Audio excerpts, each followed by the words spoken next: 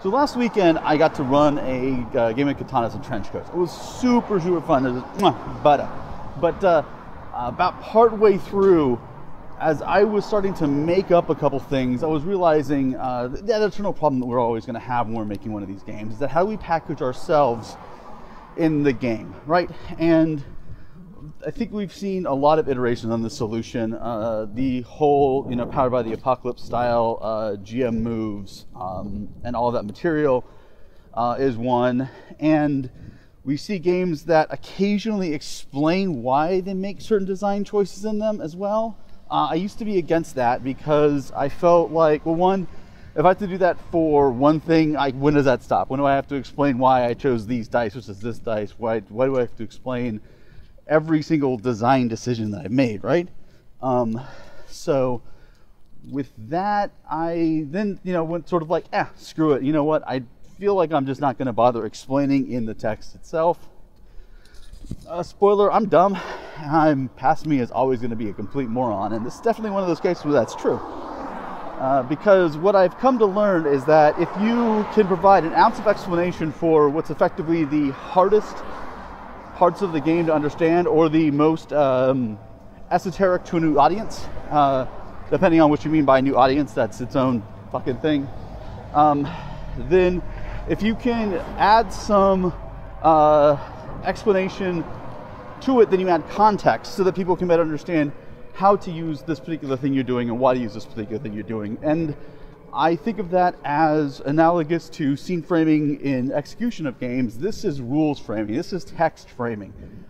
And I think that to package ourselves better, we can go further with that concept of text framing, that concept of rules framing, and we can put ourselves into our games where needed by having a conversation, or I guess really it's the start of a monologue because it's text to an n number of readers.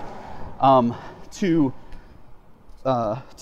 basically say, hey, this thing you're reading, here's why I did it, here's what it does, here's a way to better understand it, because if you don't provide that, then people will may execute it, may throw it out, whatever. But I think more importantly is that they may not understand the game well enough to know when to shift things around appropriately. And it's a role-playing game. So we're talking about role-playing games here. Those are always messy as fuck about that sort of thing. Like, you don't really entirely play rules as written.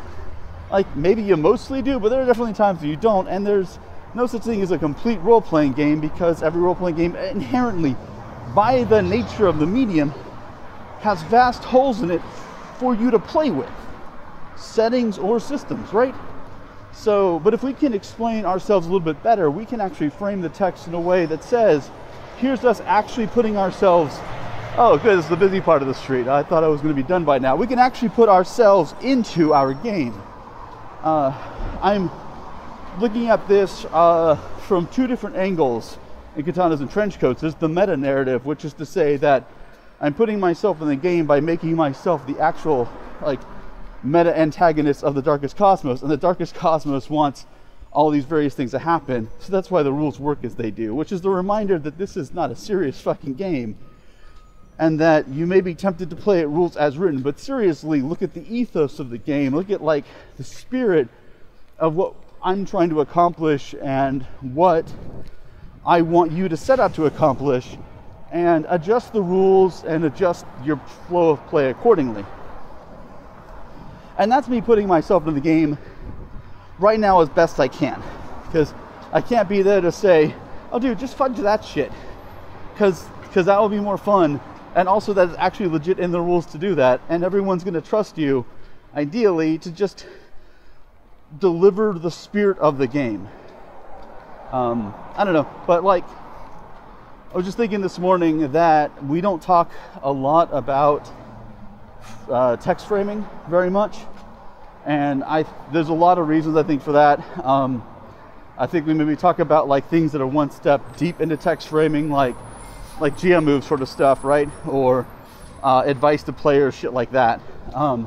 But I don't think we get one step above that where we can really look at like, okay, well, I'm going to frame this so that I'm in it, so that the person reading it can feel like they can understand me a little bit better, and as a consequence, understand what it is I'm doing. Yeah. Okay, I stopped at a light, so of course I stopped my train of thought. Anyway, thanks for indulging me in this experiment. I have no idea if it fucking works, but if it does, cool. Later.